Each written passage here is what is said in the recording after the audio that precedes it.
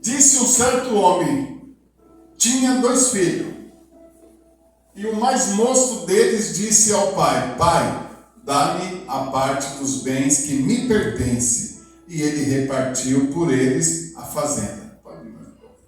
E poucos dias depois, o filho mais novo, ajuntando tudo, partiu para uma terra longínqua. E ali desperdiçou os seus bens, vivendo dissolutamente. Pode sentar. Eu quero colocar como um texto base aqui o amor do Pai. Nós não vamos dizer que é um amor qualquer. Nós temos aí um provérbios que diz no mundo, né? Que mãe é mãe e pai é qualquer um. Não é assim? Esse é o provérbio do mundo. Pai é que cria. Não, tem eles falam, pai é qualquer um, porque pai é só criar que vai ser pai. Mas mãe é mãe, porque é a única que pode gerar e pôr no mundo. Mas eu discordo disso porque pai é pai. O amor de um pai. A história aqui é representada por uma parábola. O que é parábola? A parábola é uma forma que Jesus usava para que as pessoas tivessem um maior esclarecimento do assunto que ele estava tratando em questão. Aqui no caso, Jesus estava falando de um pai com seu filho. Ele tinha 2 filhos, diga comigo, 2. Mas um filho aqui entra em destaque na história narrada por Jesus. Podemos ver a fórmula do relacionamento de Deus para com o homem pecador. É o que Jesus quer mostrar nessa leitura. E esse é o amor usado por Deus para demonstrar à humanidade o tamanho do seu amor. A Bíblia diz aqui que o homem vendeu a sua fazenda. O homem vendeu a sua riqueza, simplesmente para dar a parte do filho que queria ir embora.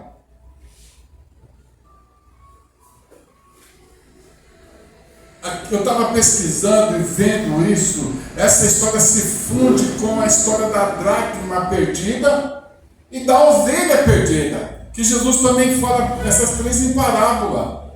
Ele fala da ovelha que se desgarrou e se perdeu.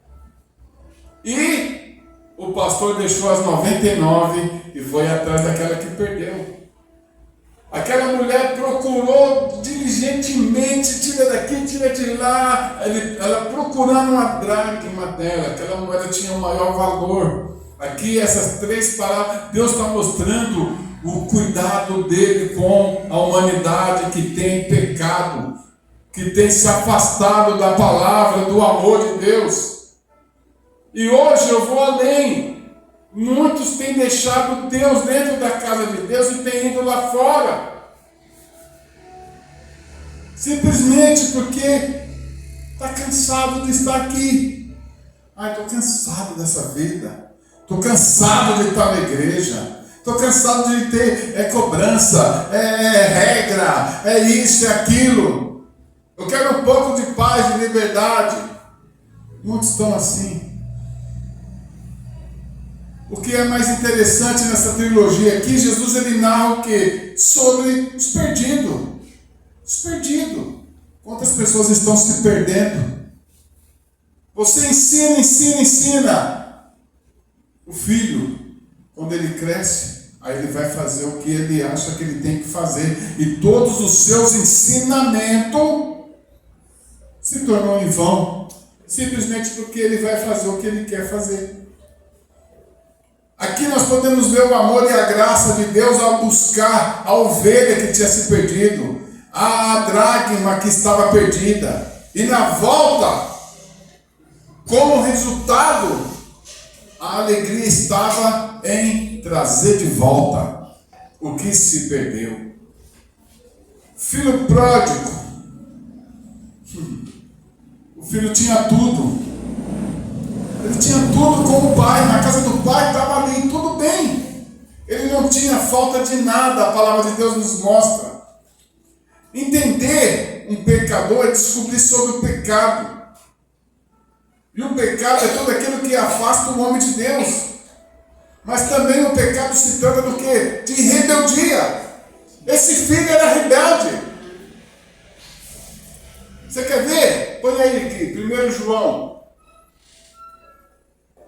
1 João 3. A rebeldia é terrível. Versículo 4. Olha para você ver, ó. Vê, qualquer que pratique o pecado também transgride a lei, porque o pecado é a transgressão da lei. Mais um. E bem sabeis que ele se manifestou para tirar os nossos pecados, e nele não há pecado de quem? De Jesus. Jesus é o sacrifício. Agora, a rebeldia faz com que você se torne um pecador constante. A rebeldia faz você ser mal, sabe, mal em tudo. E desagrada a Deus.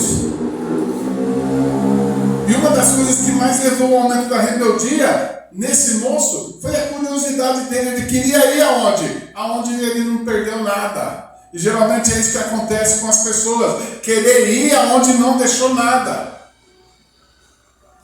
E acaba perdendo tudo. Perde tudo. Exatamente. Quantos homens colocam o casamento de muito... A gente estava conversando ontem com a minha prima, ela falava o que nós estamos vendo de gente, casamento velho, se separando, se dividindo, acabando. Aí o homem começa a olhar para o olhar de onde ele não deixou, perdeu nada lá, por que ele está olhando para lá? Aí a mulher começa a olhar para onde ela não tem que olhar, por que ela não perdeu nada lá? Com certeza vai ser atraído. Porque o diabo está lá, ela não perdeu nada lá. Deus quer ele aqui, quer ela aqui, mas ela quer olhar para lá. Ele quer olhar para lá, e quem está lá é o diabo esperando. Simplesmente que você dê uma brecha para que ele entre. Aí começa a nascer tudo aquilo que ele tem para pôr, que é matar, roubar e destruir. O diabo fez com isso. Ele está na terra para isso, matar, roubar e destruir. Eu coloquei aqui.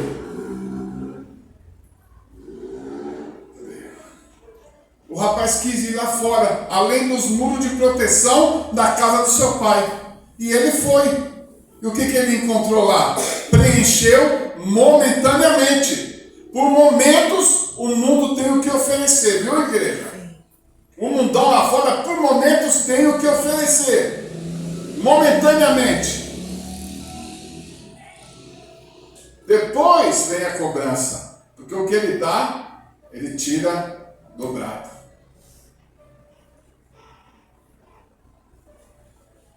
Eu separei aqui três coisas que eu achei interessante nessa mensagem. A primeira é que ele foi, tudo preencheu momentaneamente, ele se divertiu, ele curtiu, ele fez tudo o que ele queria. Mas agora acabou. Primeiro, acabou o dinheiro. Coisa boa, acabou o dinheiro. E agora? Eu vou lá no meu amigo que estava comigo bebendo. Eu vou lá no meu amigo que estava lá na beira do campo tirando onda comigo e eu paguei a rodada de cerveja para todo mundo. Eu vou lá. Aí quando ele vai lá agora... Acontece o segundo episódio, ele perdeu os amigos. Cadê? Você não tem dinheiro? Não. Ah, então eu também não tenho não. Acabou os amigos. O terceiro e mais grave. Sem amigo, sem dinheiro, agora veio a fome. E olha onde que ele foi. Ele era filho de um homem fazendeiro, um homem rico. Nessa palavra, Jesus mostra ele como filho de alguém que tinha posse, empregados. Agora ele vem, o estômago começa a doer. Quem já passou da hora de comer alguma vez? Eu já passei, eu fico com o corpo tremendo, dá aquela coisa ruim assim, sabe? Dor de cabeça. Você também fica, Graça, com dor de cabeça? Dói tudo, né? O estômago. Aí você fala, meu Deus, eu preciso comer nem que for um pão seco.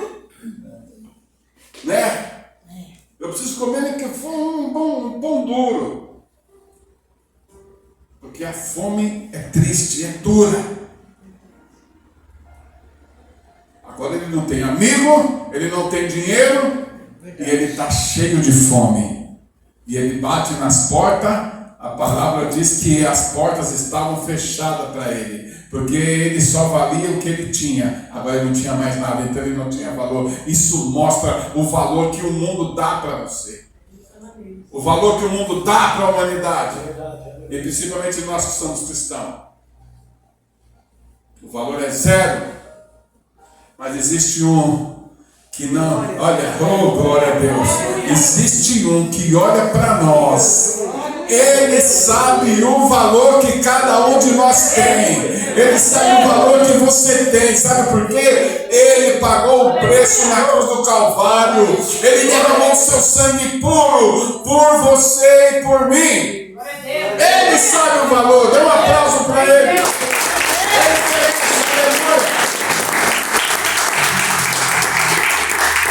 Um ato sem pensar nas consequências. E agora? Agora ele tem que arcar com as cobranças do seu ato. Ou seja, nenhum ato fica sem cobrança. Nenhum ato. A consequência, a cobrança aqui é a consequência que vem junto com aquela atitude que nós tivemos. Mas o lado positivo tem 3 também. Que é o jeito de Deus trabalhar. Deus trabalha no quebrantamento. Olha para essa pessoa que só diga, Deus trabalha no quebrantamento. Sabe por quê? Deus quebra. Se o homem é prepotente, Deus quebra o orgulho. O meu salário, o meu emprego, o meu isso, o meu aquilo. Ei, acorda, filho, nada é seu. Nada é nosso, propriamente dito. Nada é nosso. Comprei um carro em 36 prestação, uma luta, consegui, graças a Deus, pagar. Olha, agora o carro é meu. É nada.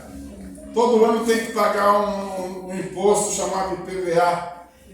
Não paga.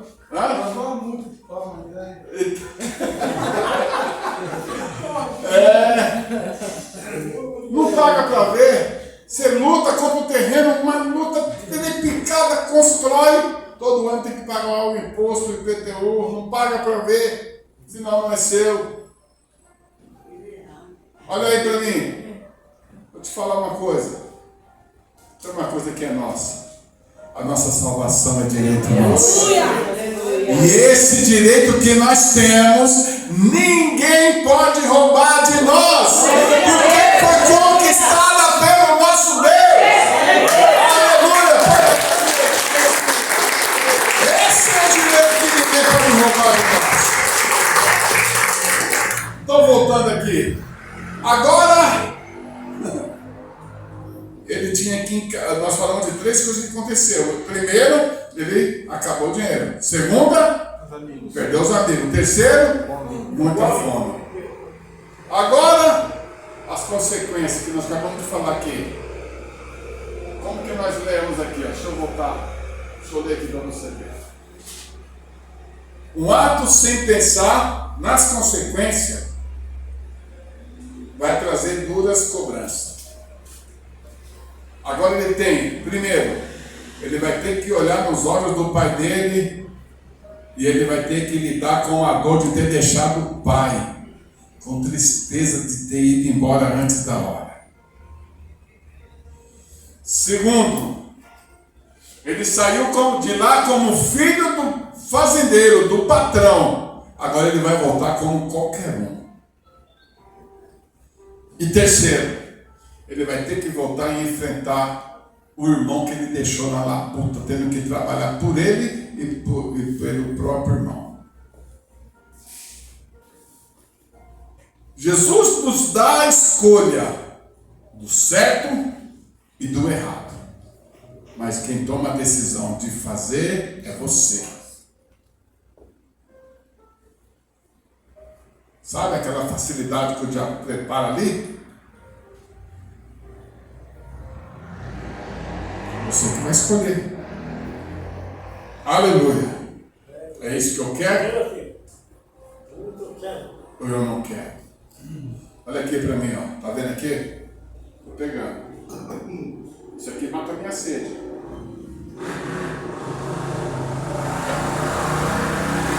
Sabe o que vai acontecer daqui a pouco? Vou ter outra sede. Porque a minha necessidade é constante. Assim é o mundo espiritual na nossa vida. O nosso espírito está gemendo pela presença de Deus. O nosso espírito está gemendo pela presença de Deus em nossas vidas.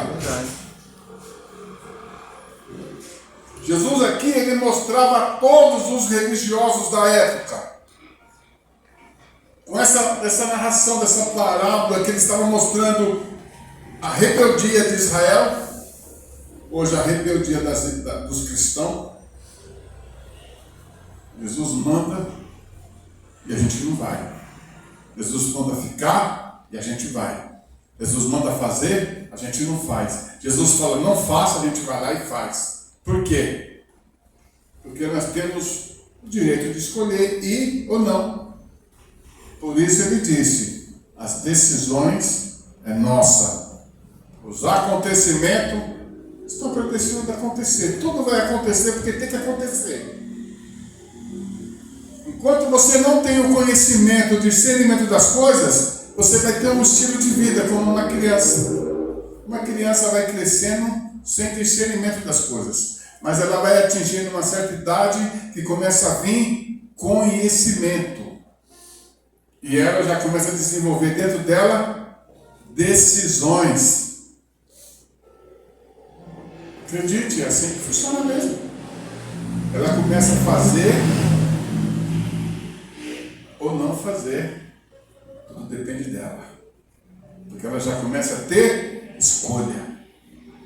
Eu quero declarar na sua vida que você não vai ter mais queda pelas coisas de desobedecer a Deus. Porque você está entendendo que nós estamos em tempos de guerra. E precisamos estar lutando do lado do general que vence a guerra. E o nome dele é Jeová, Deus tremendo, poderoso em batalha. Então que você nesta noite saia daqui hoje ciente de que ele guerreia as suas batalhas. É ele quem quer lutar nas suas guerras. Então entregue na mão dele. Ele sabe como agir.